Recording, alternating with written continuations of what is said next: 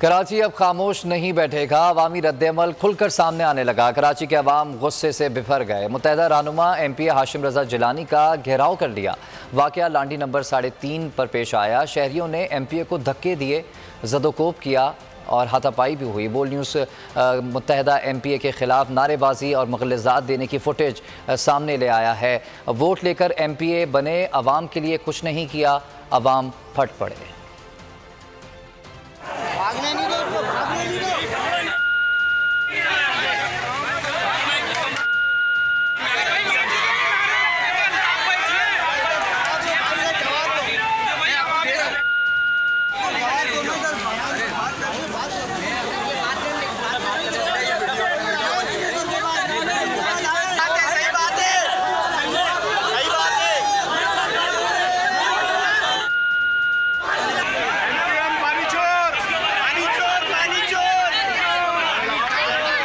मैं हूं जैस्मीन मंजूर और आप मुझे देखेंगे सिर्फ बोल पर।